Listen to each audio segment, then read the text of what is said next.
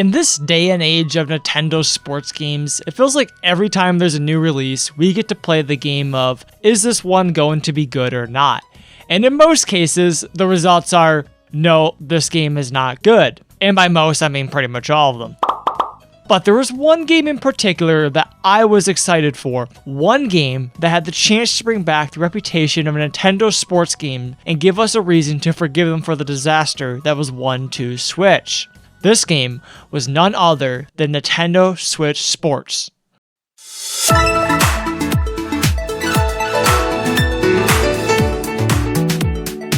Surely, after all the negative reviews from the previous sports games, they would learn from their mistakes and give us the perfect successor to Wii Sports.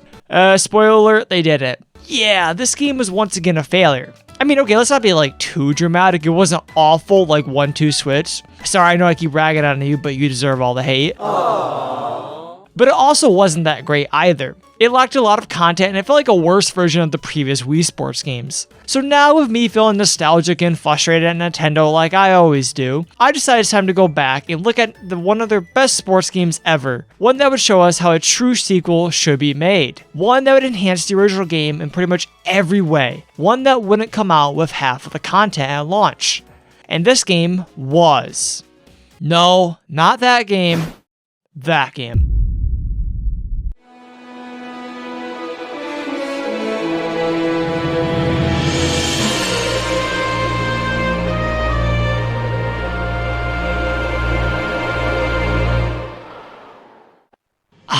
Wii Sports Resort. If there was like a gaming version of comfort food, I think it would be this game. I mean, just look at this. It's gorgeous.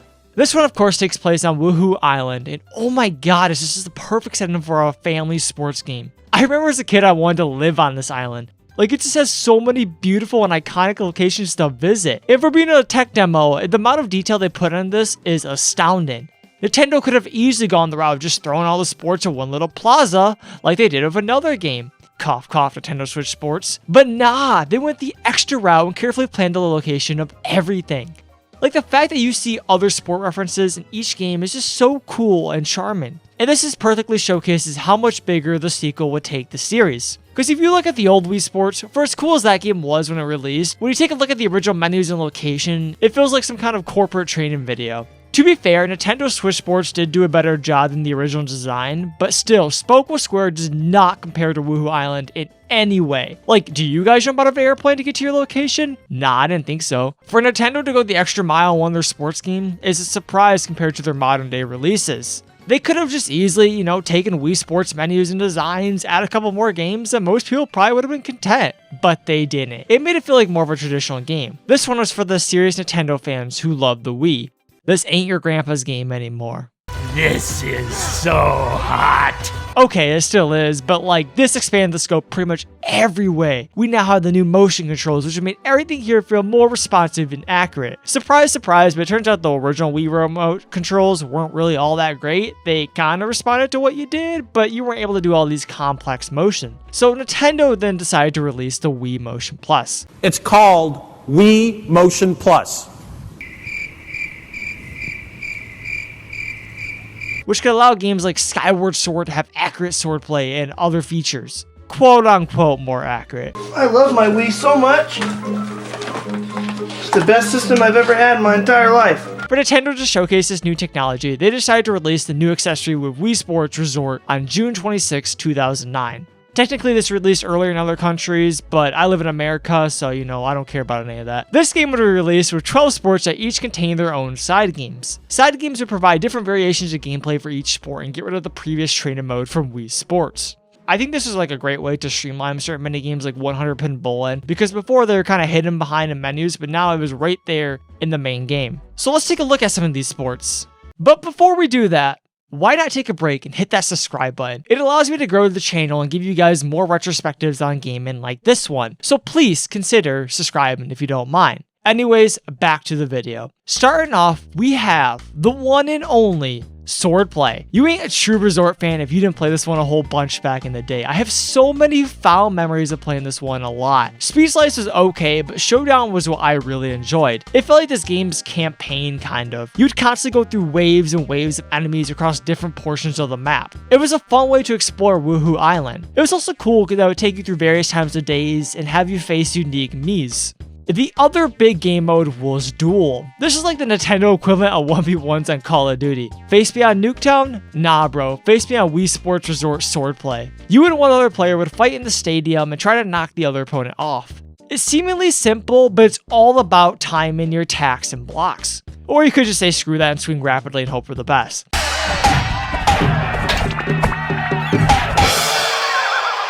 But I don't think it gets you so far, as the game once again has a rank system like the previous one did. As you get better and better, so do your opponents. And once you hit pro status, you eventually face off the champion. And guess who the champion for this sport is? The one and only Matt.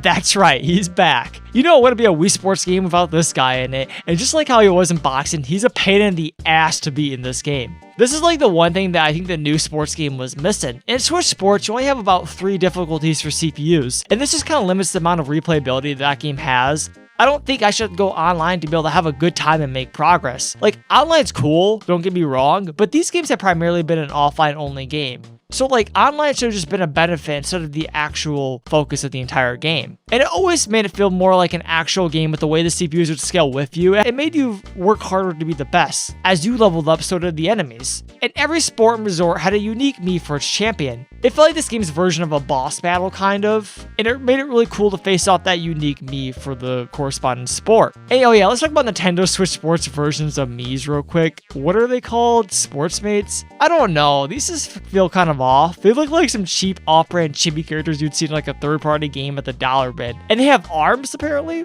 What?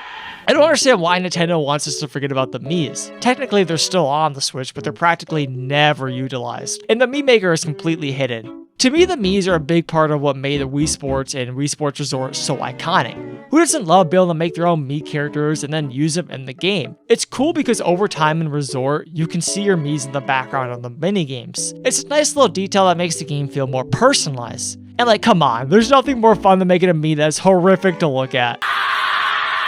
But that's why I think Resort and its predecessor felt easy to pick up. The game's simplistic design isn't confusing or overcomplicated. Every minigame in Resort is just basically moving your Mii to one place, and that's about it. For example, another sport, basketball, is just a really nice simple game to play. It doesn't take really long to play like a 2K game does, and the controls aren't hard to learn. You simply just pass the ball and shoot your shot. I do wish the sport had a little bit more going on for it, but I think it works well enough for this game. The 3-point contest is a nice timed high score game, and 3-on-3 is a simple pickup one. Another game that returns, or well, kinda returns, is table tennis. This is basically just tennis, but on a table. I mean, that's really all there's to say about it. Nothing really new here besides the fact that you have a little bit more control over the paddle swing. And you know this wouldn't be a Wii Sports game without bowling. That's what I'm talking about!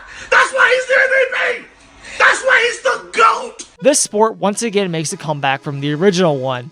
And oh my god, who doesn't love Wii Sports Bowling? This is pretty much a Wii Sports certified hood classic at this point. Everyone loves this game. And a little fun fact, but I was on the bowling team in high school. So I'm a bit of a professional here at this sport. Yeah, I might have been a nerd back then. Bowling is pretty much the same here, but now you're able to have a little bit more spin and mobility on the ball with the enhanced controls. And once again, a 100-pin game and spin mode will make a return from the training. And a little fun fact here, but apparently if you roll the ball on the side in a 100-pin game, you can hit this red hit button that drops all the pins. I don't have footage, but you gotta believe me, it's possible. It's just a cool little feature they added to this one. It's once again pretty similar to the original Wii Sports, but you have more control now with the Wii Motion Plus. And the last returning game mode from Wii Sports would be golf. And well, this one is just golf. I don't really know what else to say about this. Does anybody like this sport in real life?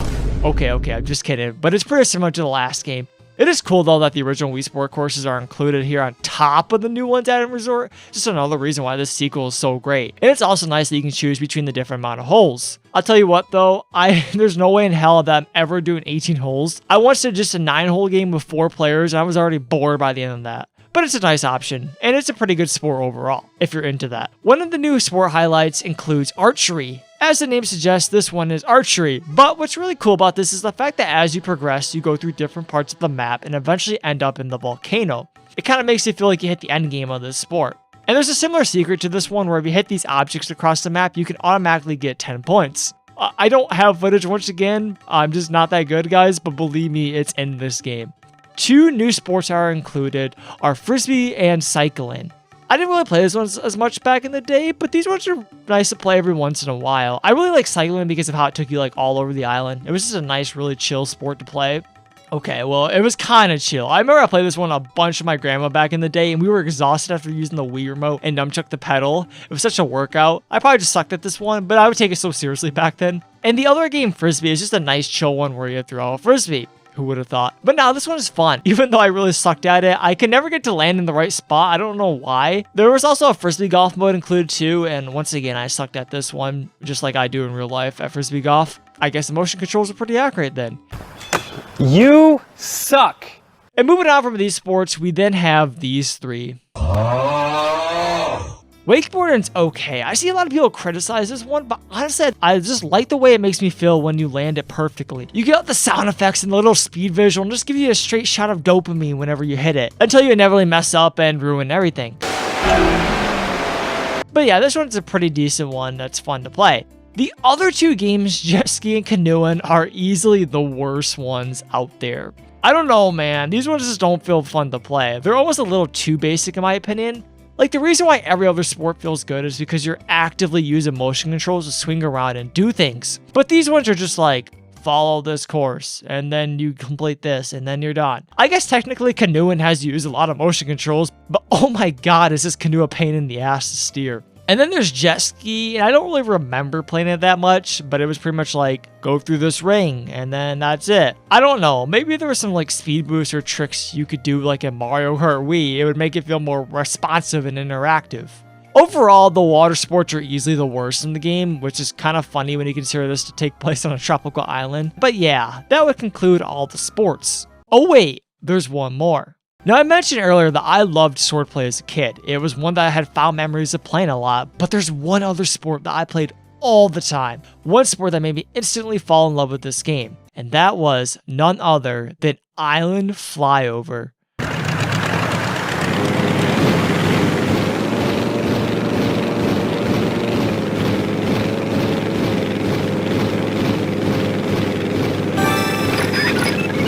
What can I say about this game mode? Well, I mentioned how much I love the setting of Woohoo Island. It felt like a real location with internet-connected sports. I'm already such a huge fan of tropical settings, and so when I found out there was a sport where I can openly explore the entire island, I was ecstatic. This was easy where I spent around 70% of my total playtime. This game is like nothing crazy mechanically, it's pretty simple. You just fly around and check out places.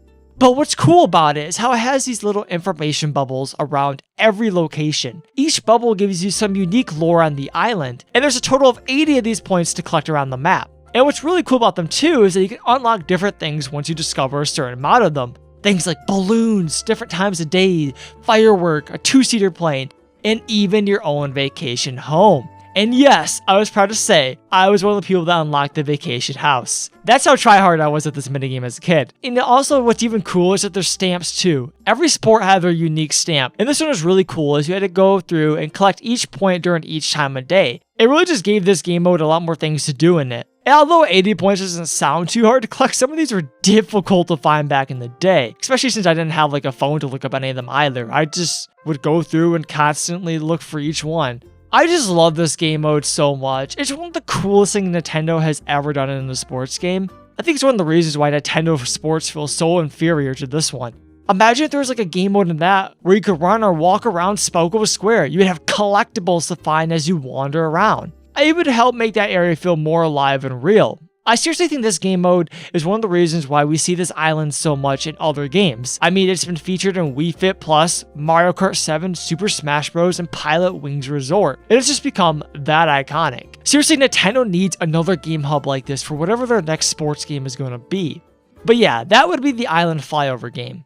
There's 2 other game modes included called Skydiving and Dogfight. These ones are just okay. Skydiving is something that you do once or twice and then kind of forget about. It gave us a cool intro in the beginning, but I don't really find this one fun to try and get better at. And while Dogfight is cool in concept, I think the fact that it's limited to 2 players is a bit boring. If it allowed 4 players and maybe had some power-ups or something else, it would spice up this game mode a little bit, because the idea of a 1v1 plane fight is cool and all, but it just is too shallow to be interesting. But yeah, that's the entirety of the sports. This game definitely just has the most amount of sports in any game in the series. Seriously, no other game competes. But with that being said though, there are definitely some downsides here. Some sports just feel inferior to others. And I don't mean on a technical level, but more so the amount of content they have. While in concept, having multiple modes for some of the sports is cool, a lot of these are just shallow.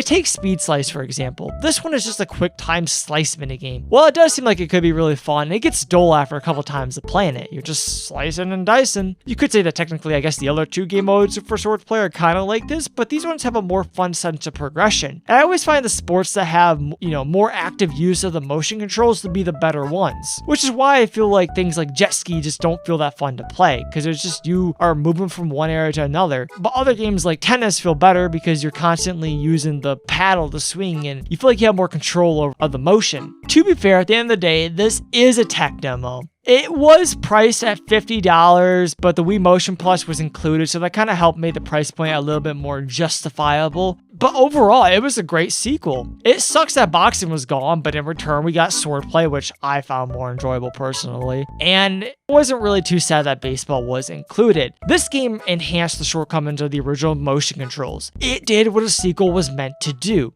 Take the best parts of the old game and improve on it and add more content on top of that. Yeah, it had some shortcomings of its own, but it was overall a better game. And that's where Switch Sports should have came in.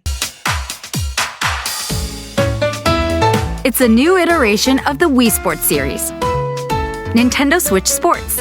I really think they could have taken this game's best minigames and then just enhanced them and perfect the gameplay. And they did try to do this. We got sports like bowling, tennis, and swordplay back. Or I guess in this game it's called Chambara, but who calls it that? And yeah, these games are improved for sure, but I think more content could have still been added. Something like a crazy item mode for tennis maybe could have helped spice that one up. Just a few more things to do to make them more interesting would have been nice to have. And then there's the rest of the sports.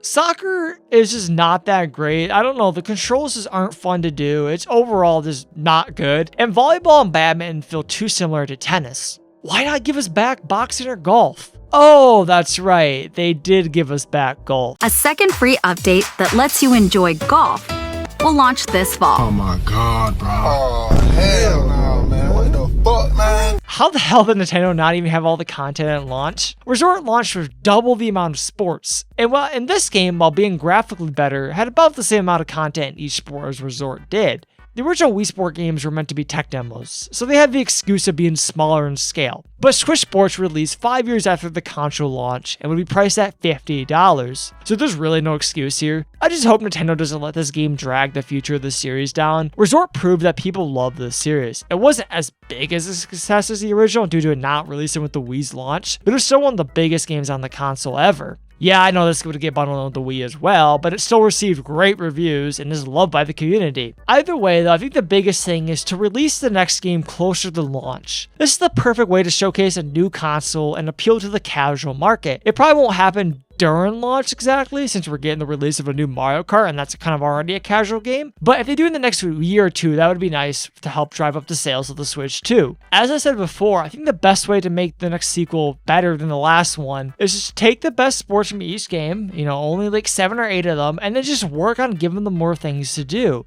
And give us a new cool location to explore too, please. If it ain't the island, give us some place that feels and looks great. I don't know how you tap a tropical remote island, but maybe there's a way. And you better give us some free roam game like you did with Resort. It would also be nice to have no time limit either. So that's my wishlist, Nintendo. Hopefully you guys are listening. But yeah, that's where I'm gonna leave this video off. Thank you for watching, and please feel free to subscribe if you're into retrospective and video essays like this one. And I will see you all in the next one. Peace.